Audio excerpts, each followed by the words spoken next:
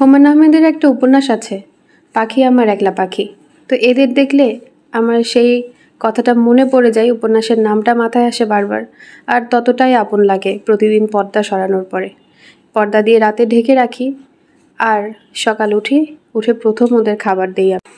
ওদের খাবার দিয়ে চলে আসলাম, এসে দেখি হঠাৎই শুনছি অনেকগুলো পাখির গুঞ্জন।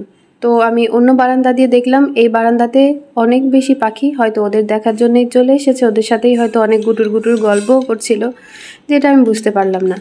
তো যাই হোক, এরপরে আমি আমার চিয়া সিডগুলো গুলিয়ে ছাদে চলে গেলাম। ছাদে কিছুক্ষণ হাঁটাহাঁটি করে বাসায় ফিরে আসলাম, এসে আবার চিয়া সিডগুলো খেলাম। তারপরে চলে গেলাম সকালের নাস্তার জন্যে। সকালের নাস্তা বানানো শুরু করলাম সবার জন্য একে একে। তো নাস্তা রেডি করে দেওয়ার পরে সবাইকে দিয়ে দিলাম। দেওয়ার পরে নিজের নাস্তাটাও খেয়ে নিলাম। তো সর্দি ঠান্ডার জন্য কিন্তু শরীরটা বেশ খারাপই যাচ্ছে। তো তারপরেও তো কাজ থেমে থাকছে না। সংসারের প্রতিটা মানুষই কিন্তু নির্ভর করে সংসারের নারী সদস্যটার উপরে। তো এই তো আলহামদুলিল্লাহ, আল্লাহ সেই সুযোগ আমাদেরকে দিয়েছেন। তো নাস্তা শেষের পরে আদা দিয়ে একটু দুধ চা করা করে বানিয়ে নিলাম। তো এরপরে দুপুরে কি রান্না করব চিন্তা করলাম, কারণ এদিকে আমার তো খাসির মাংস রান্না করা আছে, মাছ রান্না করা আছে, তো শরীরও ভালো না, তো আর নতুন তেমন কিছু করতে ইচ্ছেও হচ্ছিল না। তো আমি একটু মুগ ডাল আর মসুরের ডাল দুইটা একসাথে মিশিয়ে রান্না করে নিলাম। এদিকে দেখলাম মাছের অনেকগুলো ডিম পড়ে আছে, বেশ কিছুদিন ধরে রান্না করাই হচ্ছে না। তো চিচিঙ্গা দিয়ে একটু রান্না করে নিব ভাবলাম, ভেজে নিব। তো চিচিঙ্গাটা আমি কেটে নিয়ে হলুদ, লবণ, একটু জিরা, একটু রসুন সব দিয়ে আমি ওটা মোটামুটি একটু ভেজে নিলাম। লবণ দিলাম, তো কাঁচামরিচ কেটে দিয়েছি।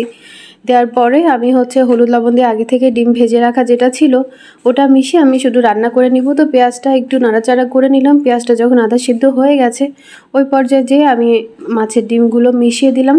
তো কিছুক্ষণের মধ্যেই রান্নাটা হয়ে গেল, এটা খুব একটা বেশি সময় লাগে না।